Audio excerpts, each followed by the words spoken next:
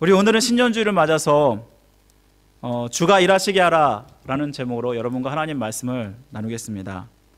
드디어 2023년 새해가 밝았습니다.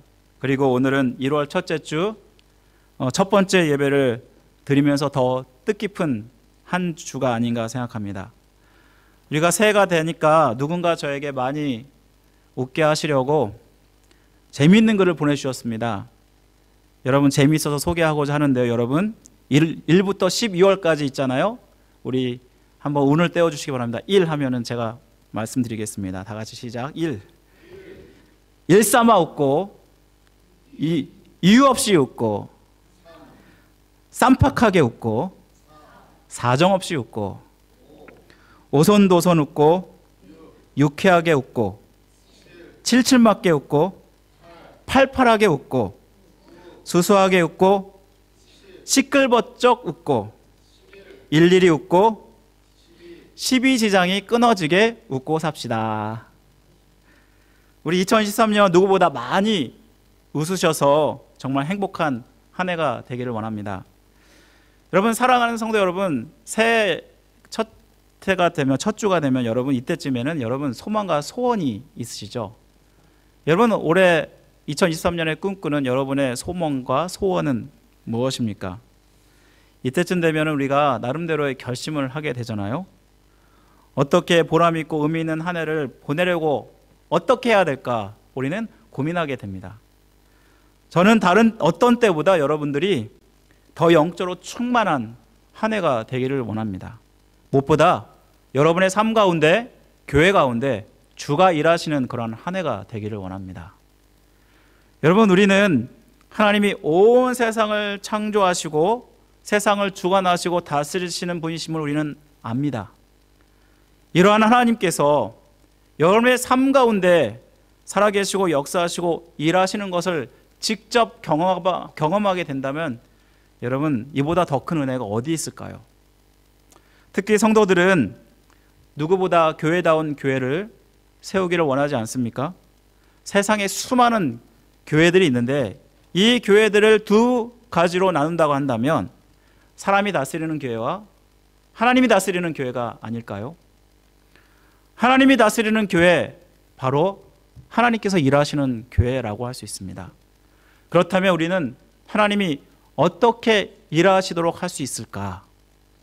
오늘 말씀 2023년 주제 말씀으로 정말 우리의 마음 가운데 소중히 간직하길 원하고, 무엇보다도 이 말씀을 중심으로 여러분이 그렇게 삶으로 말미암아 하나님이 일하시는 역사가 여러분의 삶 가운데 나타나기를 간절히 바랍니다. 여러분, 이사야는요, 작은 성경이라고 불립니다. 이사야가 총 몇 장으로 되어 있냐면 66장으로 되어 있죠. 그런데 이사야를 또한 나눌 때 우리가 구약을 39권, 신약을 27권으로 나누지 않습니까? 이사야도 마찬가지로 1장부터 39장까지가 구약처럼 이스라엘 백성의 죄로 말미암는 심판의 필요성을 말하면서 메시아의 필요성을 말씀하고 있습니다. 또한 40장부터 66장까지는 신약처럼 오실 메시아를 통한 회복을 말씀하고 있습니다. 특히 62장은요, 바벨론 포로에서 이스라엘 땅으로 돌아와서 회복된 이스라엘 백성의 모습을 우리가 기대하면서 예루살렘의 성과 그리고 그 회복과 구원하기까지 하나님이 쉬지 않고 일하실 것을 말씀하는 구절입니다.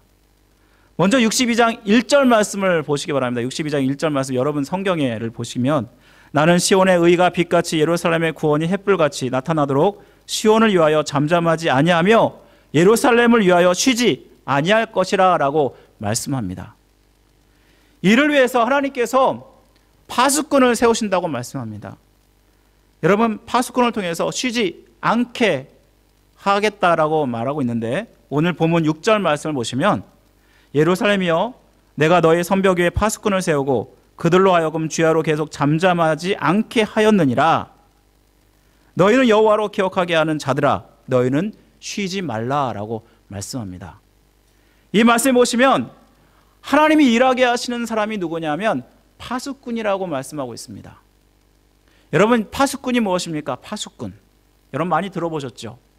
이 파수꾼은 영어로 워치맨이라고 그러는데 보통 군대에 가면은 불침범을 서는 사람들, 보초 이런 사람들을 다 파수꾼의 역할을 하는 사람이라고 할 수 있죠. 보통은 적군의 동세를 살피면서 어떤 낌새가 오면 신속하게 이것을 보고하게 되고 적군의 침략을 만반에 대비하도록 하는 게 파수꾼의 역할이 아닙니까? 그런데 성경에 보면 파수꾼의 역할은 또 다른 차원의 그러한 역할을 말하는데 보통 파수꾼을 예언자라고 말합니다. 에스겔서 33장 7절에 보면 이런 말씀이 나옵니다. 인자야 내가 너를 이스라엘 족속의 파수꾼으로 삼음이 이와 같으니라. 그런즉 너는 내 입의 말을 듣고 나를 대신하여 그들에게 경고할지어다. 이 말씀에 따르면 파수꾼은 이스라엘 민족의 예언자로서 이들의 죄를 깨닫게 하고 죄인임을 깨우쳐서 하나님 앞에 나오도록, 그래서 영적 죽음을 대비하도록 하는 역할을 하고 있습니다. 그렇다면 이사야서에 말씀하는 파수꾼은 이러한 두 가지 종류의 파수꾼을 이야기할까요? 그렇지 않다라는 것입니다. 전혀 다른 성격을 가진 파수꾼이라는 것을 우리는 알게 되는데, 여기에 보시면 이 파수꾼의 역할은 하나님의 약속을 상기하게 하여서 하나님이 일하시도록 하는 역할을 하고 있다는 것입니다. 그렇다면 이 말씀 가운데서 파수꾼이 하나님이 어떻게 일하시도록 할까? 오늘 말씀에는 세 가지를 보여주는데, 먼저는 믿음으로 하나님을 바라봄으로써 일하시게 한다는 것입니다. 우리 한번 따라해 볼까요? 믿음으로 하나님을 바라보게 함으로 일하시게 한다. 여러분, 파수꾼은요, 하나님께 유일하게 소망을 두고 하나님을 찾는 자입니다. 오늘 6절 말씀에 다시 보시면 너희 여호와로 기억하게 하는 자들아, 바로 이것이 누구를 가리킵니까? 파수꾼들을 가리킵니다. 이사야가 이 예언을 할 때 이스라엘 백성들은 지금 그 상황 가운데 완전히 낙심할 만한 상황이었습니다. 이스라엘은 우상 숭배 등 죄를 짓고 점점점 기울어져 가고 있는 상황이었습니다. 결국 앞으로 이제 멸망을 당할 수밖에 없는 참으로 비참한 운명에 처한 상황이었습니다. 이사야가 740년부터 기원전 680년까지 활동했던 남유다의 예언자였습니다. 그런데 여러분, 이스라엘 백성 유다, 남유다가 멸망한 때가 언제입니까? BC 587년입니다. 이제 바벨론에서 이스라엘 민족이 멸망을 당할 운명에 처해 있는 것입니다. 이 정도면 어떤가요? 이스라엘 백성을 생각하면 하나님의 그 예언대로 임하는 것이 너무나 슬프고 너무나 낭망하고 실망스럽지 않겠습니까? 그런데 이때 이사야는 그런 가운데도 이스라엘을 향한 소망을 두고 하나님께 기도를 하고 있다는 것입니다. 하나님이 택하신 민족, 하나님께서 반드시 회복시켜 주실 것이고 구원해 주실 것이고, 그렇게 하나님이 일하시도록 그는 꿈을 꿨다라는 것입니다. 우리가 어떠한 상황 속에서도 하나님이 택한 백성들은 하나님이 살아계셔서 우리를 지켜주시고 인도해 주실 것을 믿는 사람입니다. 만약 하나님을 향한 이러한 믿음이 없다라면 어떨까요? 우리는 하나님을 찾지 않을 것입니다. 히브리서 11장 6절 말씀 이렇게 말합니다. 믿음이 없이는 기쁘시게 못하나니 하나님께 나아가는 자는 반드시 그가 계신 것과 또한 그가 자기를 찾는 자들에게 상 주신이심을 믿어야 할지니라. 역사의 창조주여 주관자이신 그 하나님께서 지금은 죄로 말미암아 멸망을 당하지만 다시 반드시 회복시켜 주실 것을 믿고 하나님께 소망을 두는 것입니다. 이 말씀을 통해서 우리는 무엇을 깨닫습니까? 우리가 어떠한 상황 가운데도 하나님께 소망을 두고 믿음으로 바라봐야 한다는 것입니다. 시편 42편 5절 말씀 이렇게 말합니다. 내 영혼아 어찌하여 낙심하며 어찌하여 내 속에서 불안해하는가? 너는 하나님께 소망을 두라. 그가 나타나 도우심으로 말미암아 내가 여전히 찬송하리로다. 낙담할 만한 이런 상황 가운데 하나님께 소망을 두면은 그가 도우시는 것을 경험하게 될 것이고, 그리고 더 나아가서는 하나님을 하나님을 찬양하는 자리에까지 이르게 된다라고 말씀하고 있습니다. 현재 우리의 삶 얼마나 녹록지 않은 삶을 살고 있습니까? 2022년 우리가 얼마나 혼란한 시기를 살았는지 모릅니다. 코로나가 이제 봉쇄 정책을 풀고 위드 코로나로 함께 그렇게 가는 코로나 정책을 펴고 있지 않습니까? 많은 사람들이 3년 동안 고생하였고 이제는 이 코로나에서 풀려질 줄 알았습니다. 하지만 2022년에 어떤 일들이 여러분 삶 가운데 있었나요? 러시아와 우크라이나의 그 전쟁이 계속해서 이어져 가고 있고 코로나로 인해서 인플레이션이 얼마나 많이 올랐는지 모릅니다.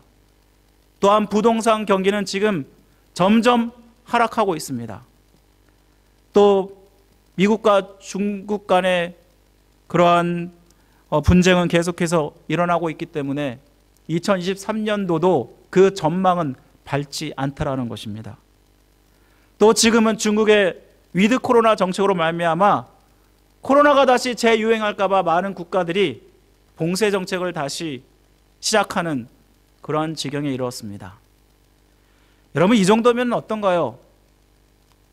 솔직히 2023년이 이러한 우울한 전망 속에서 우리의 마음도 어쩌면 낙심되고 실망스러운 마음이 들어가지 않습니까? 하지만 믿는 사람은 절대 낙심하면 안 됩니다. 왜냐하면 하나님이 여러분 삶 가운데 살아계시기 때문입니다. 우리는 이럴수록 하나님께 소망을 두고 하나님을 바라봐야 한다는 것입니다. 이렇게 하나님께 소망을 둔 자는 그러면 어떻게 할까요? 하나님을 전심으로 찾습니다. 우리 한번 따라해 볼까요? 하나님을 전심으로 찾는다. 여러분, 파수꾼의 일이 보통은 무엇인가요?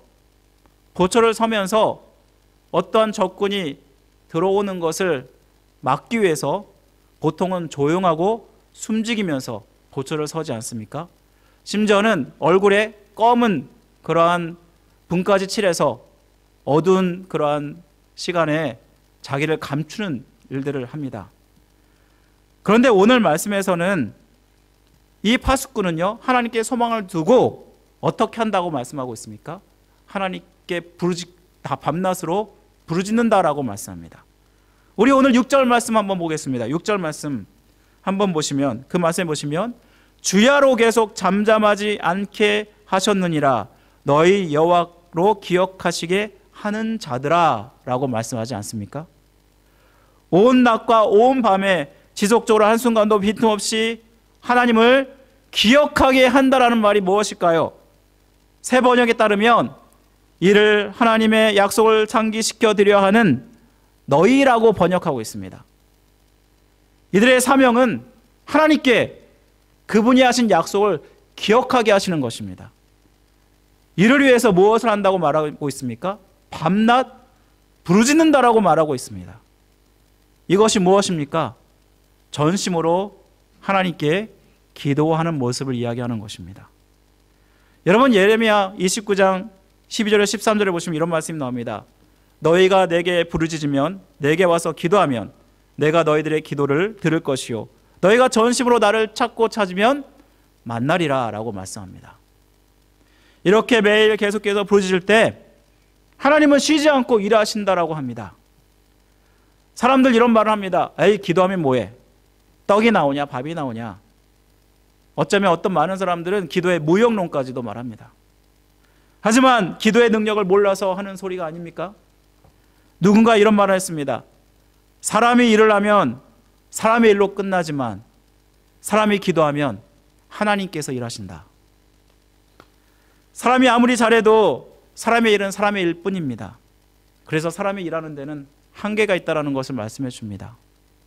하지만 사람이 기도할 때 하나님이 일하시면 우리가 생각지 못한 방법으로 하나님께서는 역사하신다는 것을 말씀해 줍니다.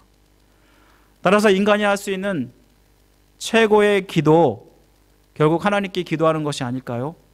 기도하면 할수록 하나님께서 일하신다라는 것을 말씀한다라는 것입니다. 설교의 왕자라 불리는 스퍼전 목사님께 사역하는 교회가 그 당시에만 6천 명 이상이 모였고 최고 2만 명까지 모이는 교회였다고 합니다. 그 교회가 부흥되어 있는 그리고 힘 있는 교회로 성장했던 그 비결이 무엇인지 많은 목사님들이 스퍼전 목사님께 물어보았다고 합니다. 그랬더니 스퍼전 목사님이 그 사람들을 데리고 교회 아래층으로 내려갔습니다. 그랬더니 수백 명의 사람들이 모여서 교회와 나라와 목사님을 위해서 합심 기도하는 모습을 보여주었습니다. 그러면서 목사님 말씀하시기를 바로 이것이 우리 교회의 힘이고 바로 부흥의 발전소입니다 라고 대답했다라는 것입니다. 사랑하는 성도 여러분, 우리가 정말 아무것도 할 수 없는 상황 가운데 우리가 처할 수 있습니다. 그럴 때 하나님께서 우리에게 원하시는 유일한 것이 뭐냐면 우리가 하나님께 기도하라라고 말씀하고 있다는 것입니다. 여러분, 교회는 또한 우리의 삶은 하나님께서 해주셔야 됩니다. 저는 올 한해 성도의 삶 가운데 정말 기도하고 또 교회를 위해서 더 많이 기도가 필요한 한 해가 아닌가 생각합니다. 우리 교회 가운데 특별히 육체적으로 연약한 분들이 계시고 또한 교회의 중요한 미래를 두고 기도하고 있지 않습니까?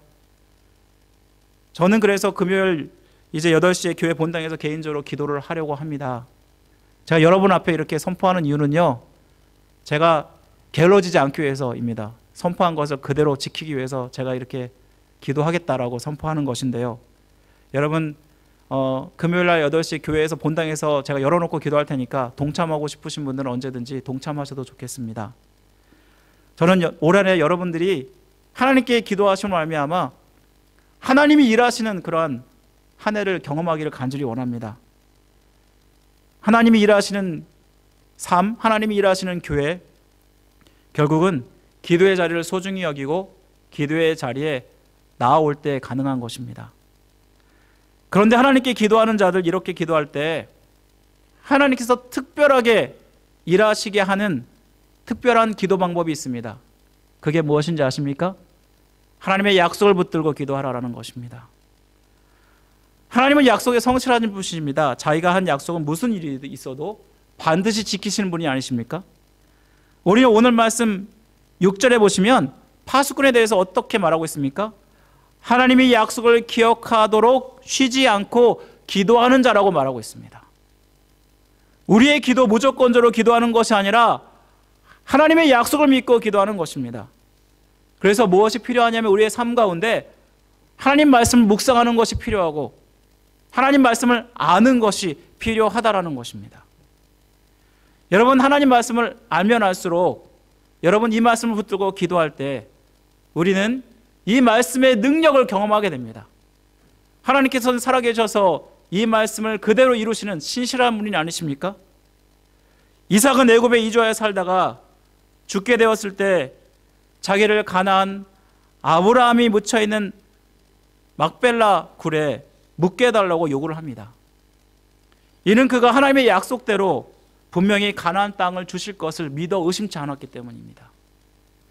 뿐만 아니라 요셉도 출애굽 시에 자기 뼈를 애굽에서 가나안 땅으로 가지고 나가게 해달라고 부탁합니다. 여러분, 이것이 몇 년 후에 이루어지는 약속입니까? 자그마치 400년 이후에 이루어지는 약속이 아닙니까? 이 이삭과 이 요셉을 보시기 바랍니다. 분명히 하나님께서 가나안 땅으로 출애굽 시킬 것을 그 약속을 믿어 의심치 않았기 때문에 이러한 부탁을 하는 것이 아닙니까? 결국 약속은 반드시 성취될 것이고 우리가 기도할 때 이 약속을 붙드는 것이야말로 하나님의 약속이 이루어지고 하나님의 능력을 경험하는, 하나님이 일하시는 그러한 기도의 응답을 경험하게 된다는 것입니다. 사랑하는 성도 여러분, 왜 하나님이 약속에 이렇게 성실하실까요? 바로 그분의 성품 때문입니다. 하나님은 거룩하고 신실하신 분이십니다. 그분은 알파요 오메가라고 말씀하지 않습니까?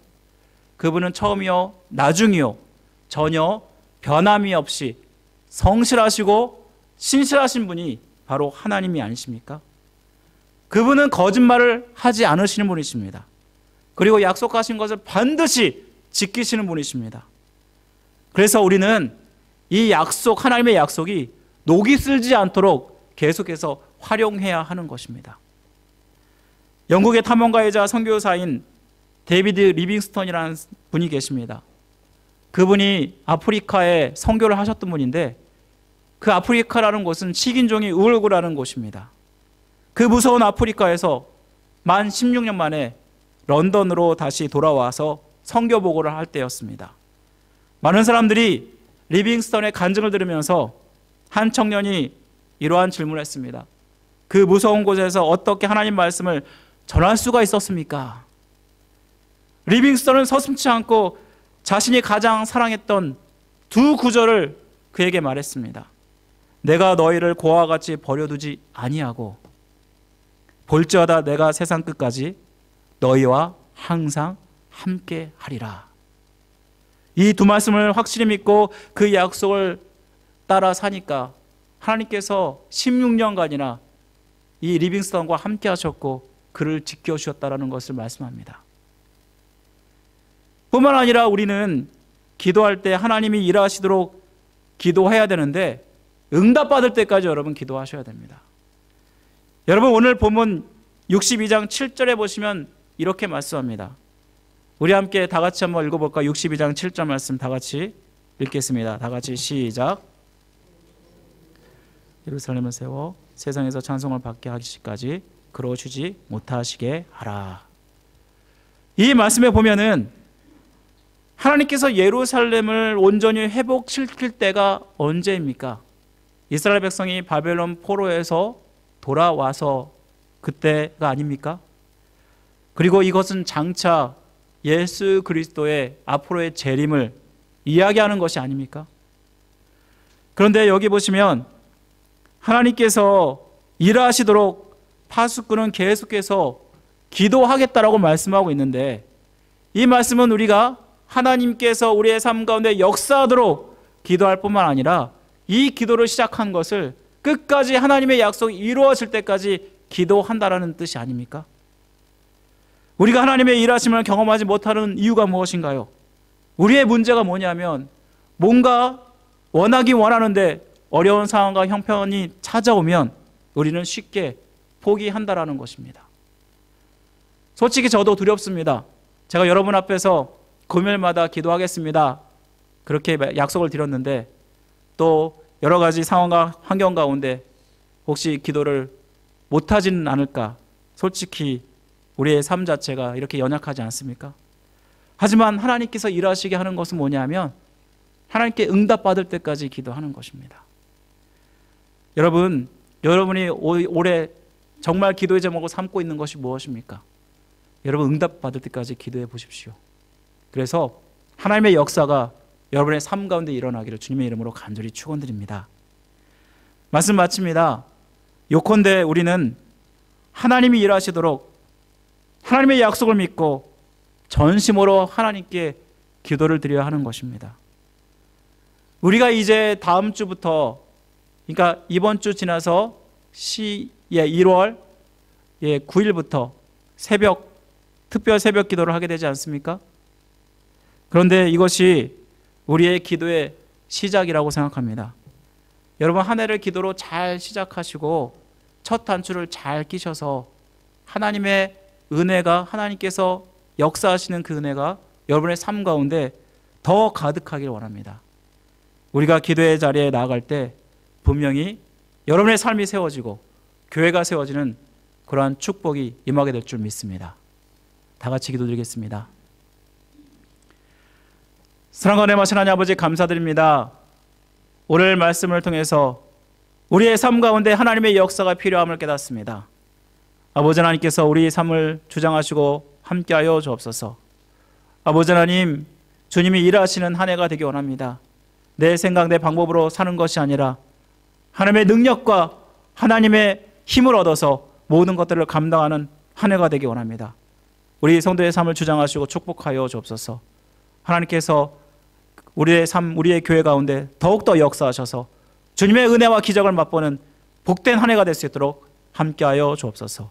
모든 것을 주께 맡겨드리며 우리를 죄에서 구원하신 예수 그리스도의 이름으로 간절히 기도드립니다. 아멘.